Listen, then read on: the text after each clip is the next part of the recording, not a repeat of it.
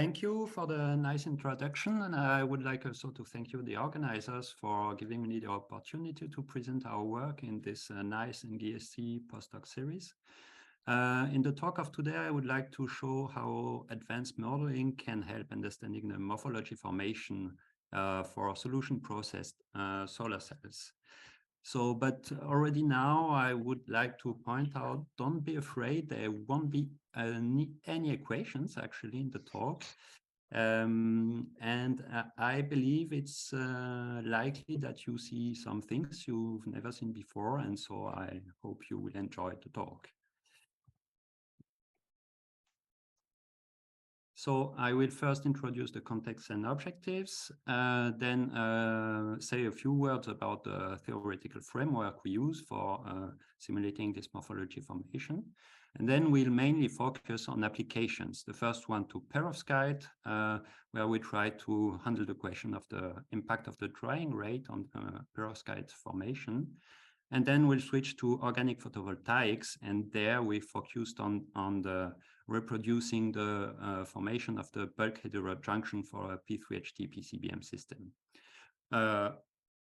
Why P3HT PCBM? It's not the newest system, of course, but the main reason for this is that we have a huge amount of data on this system that we need to check our simulations. And then we'll finish with the outlook.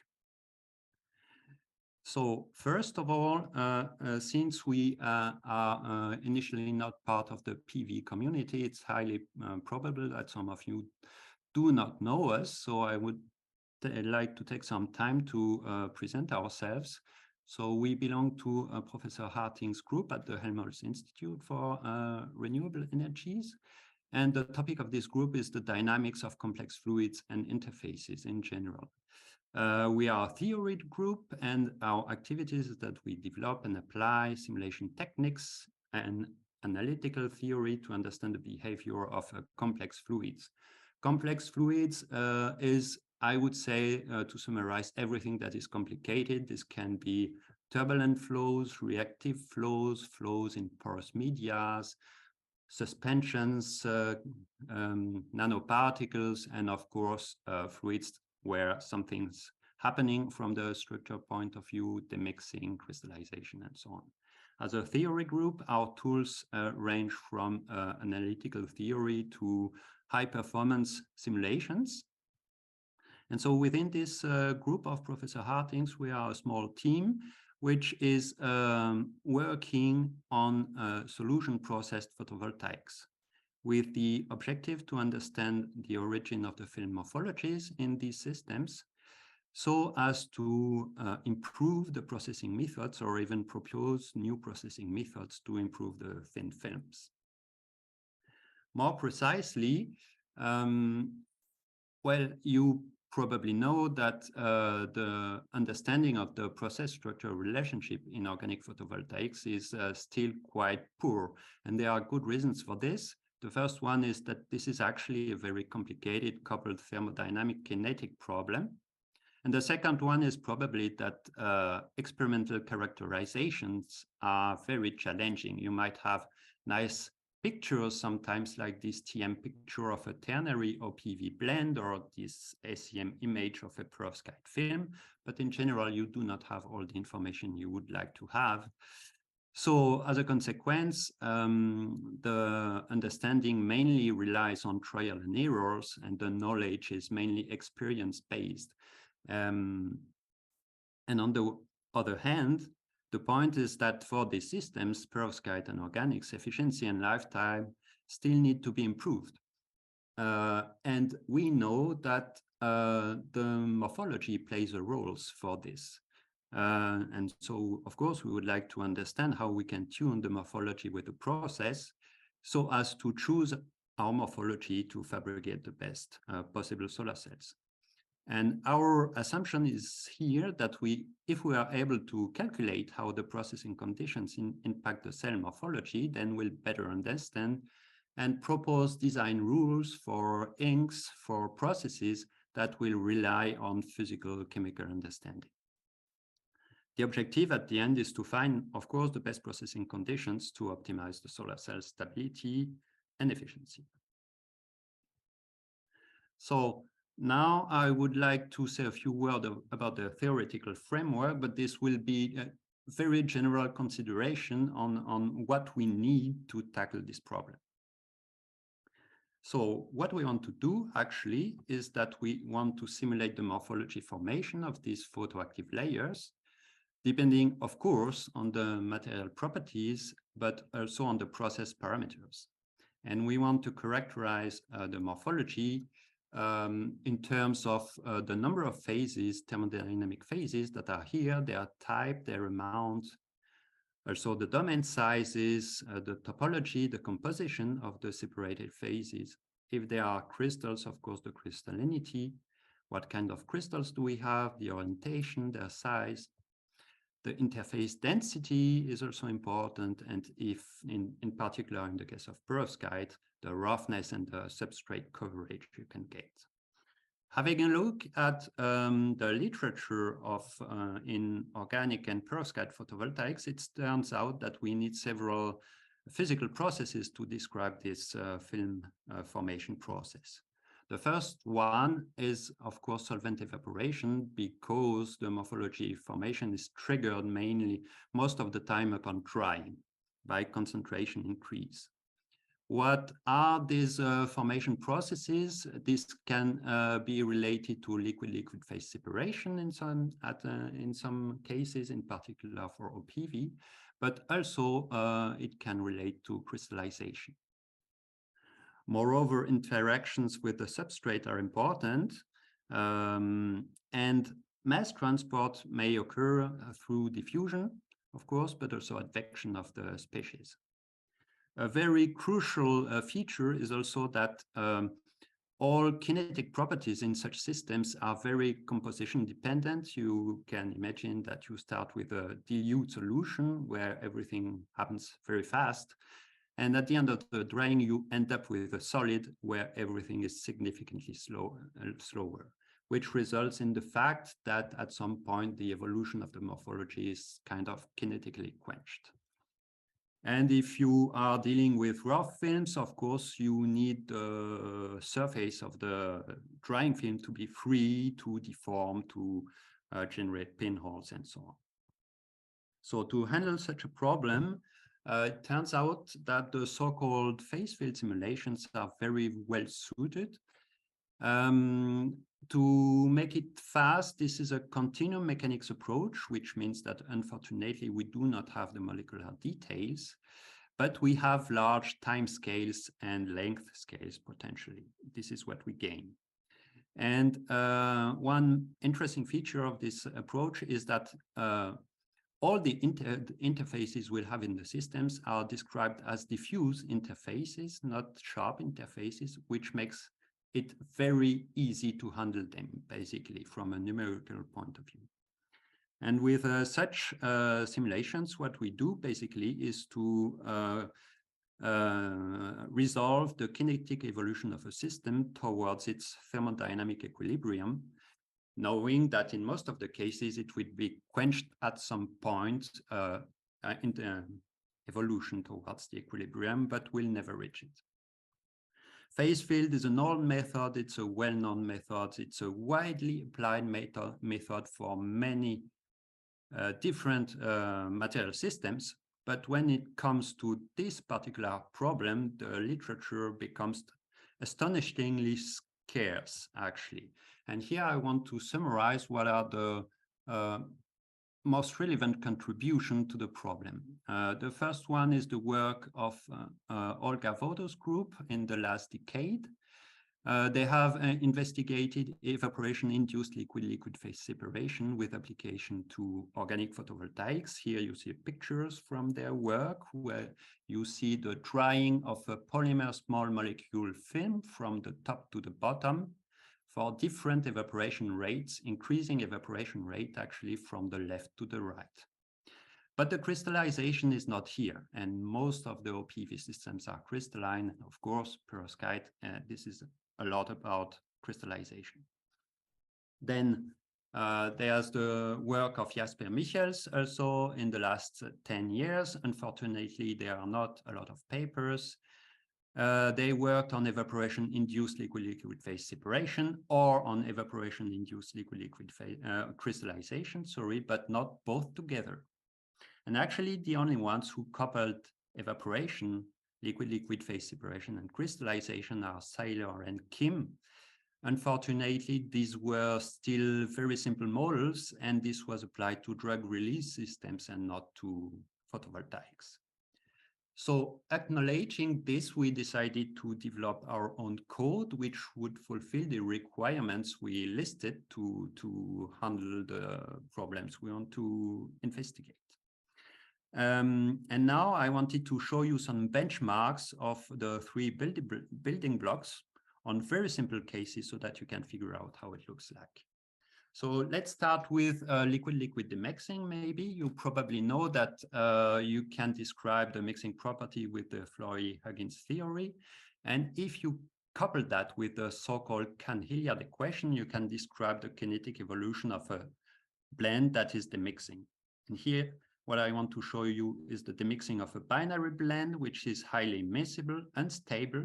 You see the volume fraction fields of both material. At the beginning, it's all homogeneous. And if we let the unstable system evolve, at some point, it demixes spontaneously everywhere at the same time.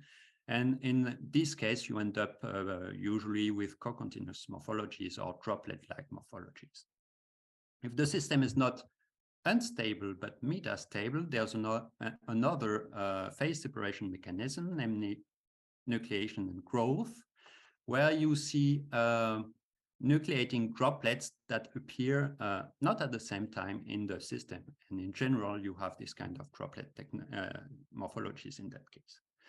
So these are textbook examples, nothing new here. Now let's turn to crystallization. And here again, in the simplest case, in the single material, here in the simulation you are going to see, you will see the order parameter on the left. Blue means amorphous, and you will see red appearing, which means crystalline. And on the right, you have a field which tracks the orientation of the single crystallites.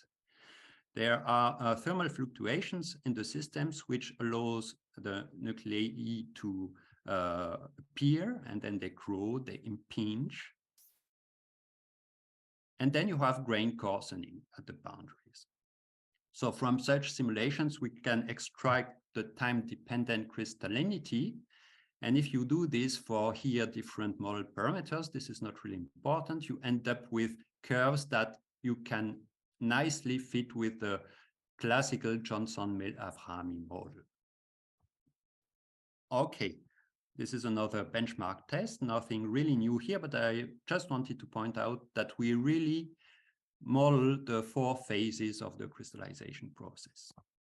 And to finish with this section on the model, I wanted to mention the evaporation model. Here, we developed an evaporation model which allows us to take into account both thermodynamics and kinetics contribution to the evaporation rate. This is important because basically the evaporation rate and therefore the evaporation time fixes the time that is available for the system to evolve. We checked our simulation versus experiment on a very simple model PS toluene system. The experiments have been performed by our colleagues from Christoph Brabeck's group at the Solar Factory of the Future. This is what you see on the right. You have the relative film height depending on time for different solvent volume fraction. And the continuous line are the experiments, and symbols are the simulations. And you have a really nice fit here. And actually, you have both contributions here. The thermodynamic one at the beginning, the first phase is a constant evaporation rate phase with fast evaporation. And then you have kinetic limitations. You have diffusion limited evaporation because you have a polymer skin forming at the top of the layer. Okay. So this is, once again, not really new, but what is new is to couple all these physical processes to make a simulation which is interesting for our forming photoactive layer. And let's see how we can apply this to the question of the drying rate for perovskite. So probably a lot of you in the audience know that this is a problem to obtain smooth perovskite film with full coverage in many situations. And you probably also know that fast evaporation is crucial. And we wanted to check if we can understand this with a quite simple model that we have developed. And here what we did is that we placed two growing crystals in a drying film, and we checked which kind of final morphologies we observed depending on the crystal density, this is the x-axis, and depending on the ratio of the evaporation rate to the growth rate of the crystals.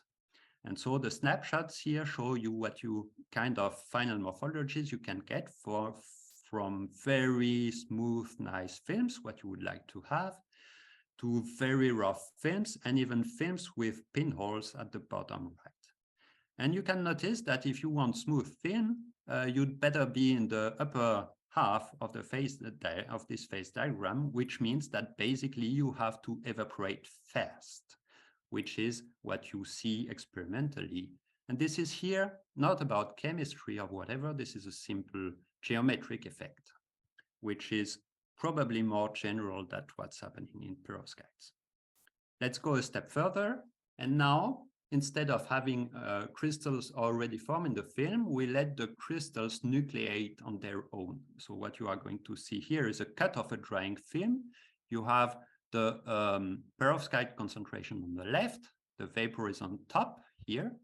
In the middle, you have the order parameters. So at the beginning, everything is amorphous, and the crystal orientations on the right. Let's evaporate slowly.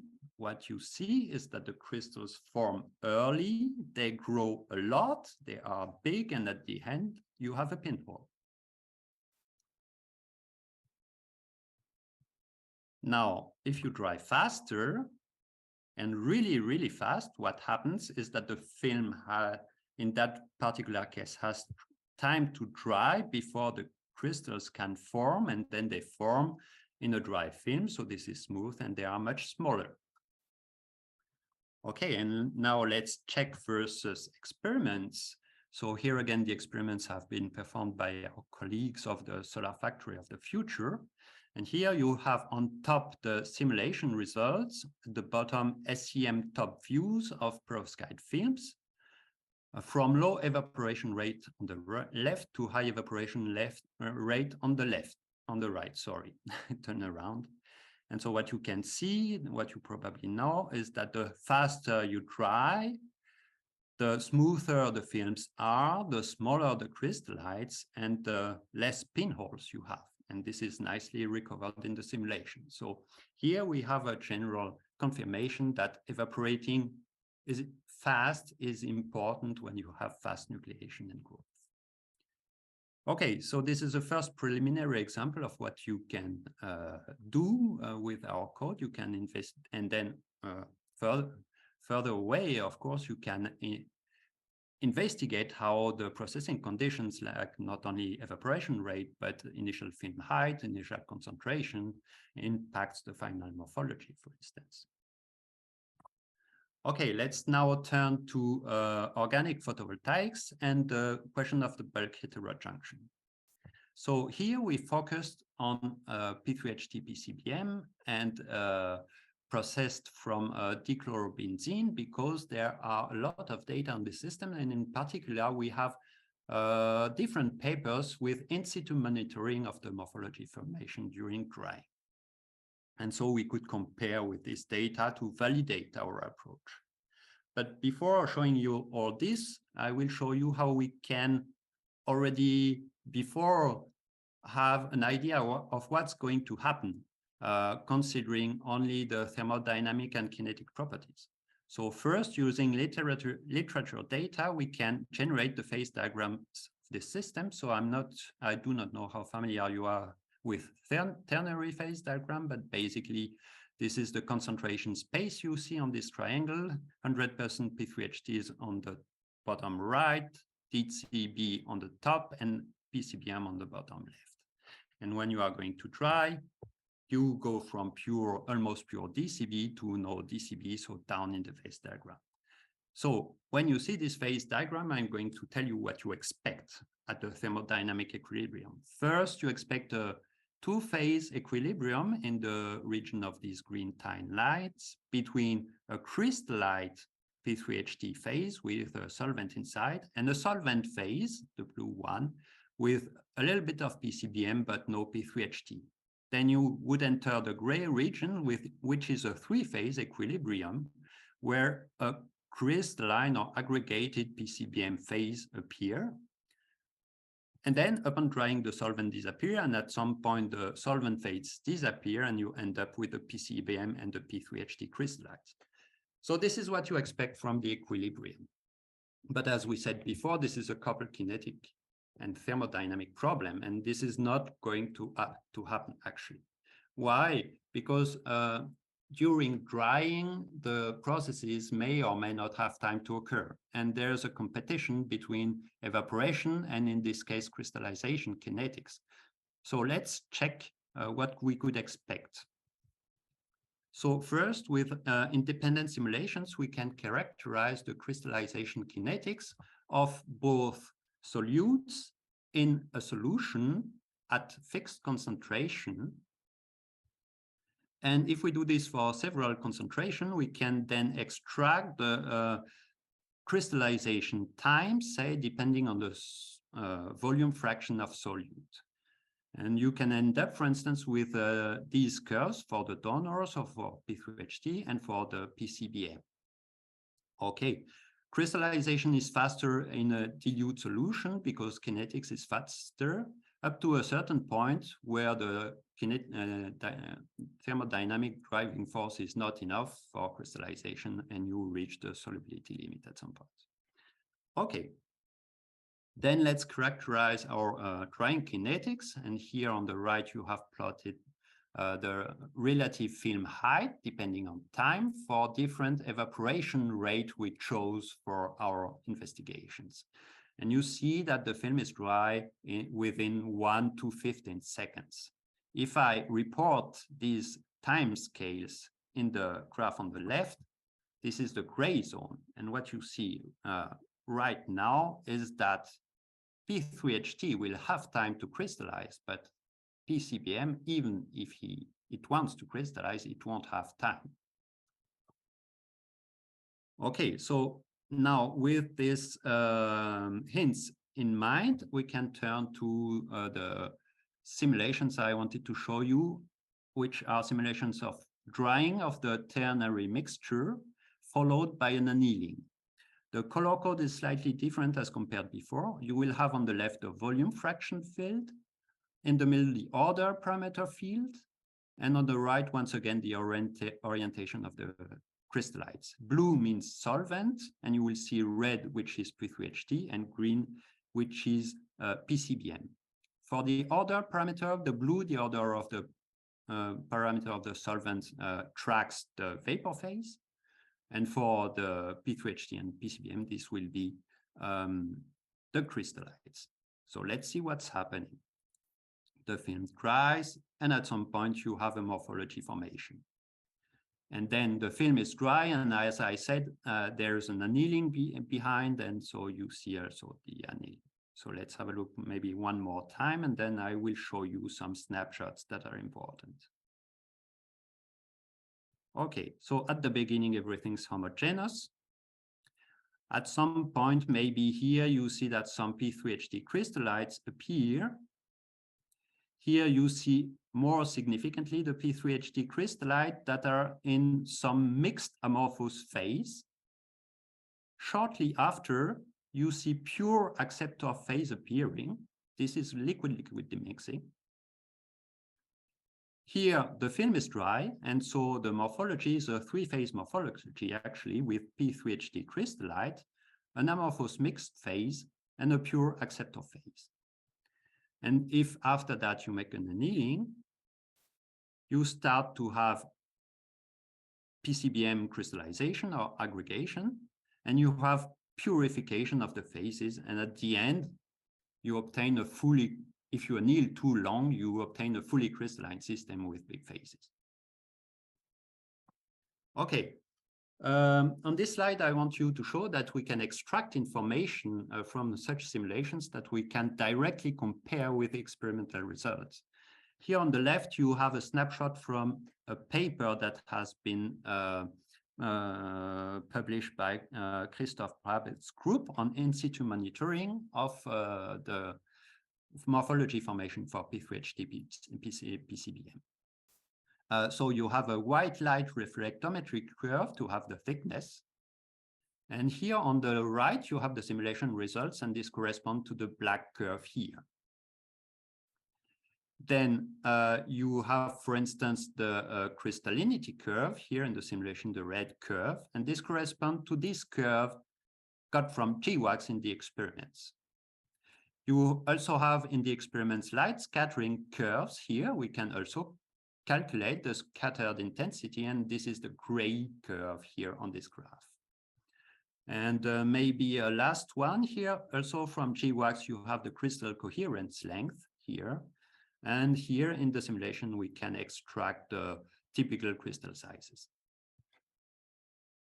Okay, so gathering. So I reported here on the right the morphologies of these films at the end of the drying. This is the left column, and at the end of the annealing, this is the right column, the volume fraction on top, the crystallinity on the bottom. And if we gather all what we can compare from our simulations to what have been observed experimentally and published, actually, we have a very nice agreement in the morphology formation pathway first, that P3HD crystallizes first, that phase separation is due to crystallization, and that only after then might be a liquid-liquid phase separation, and that after the film is dry, and that only after that PCBM start to crystallize.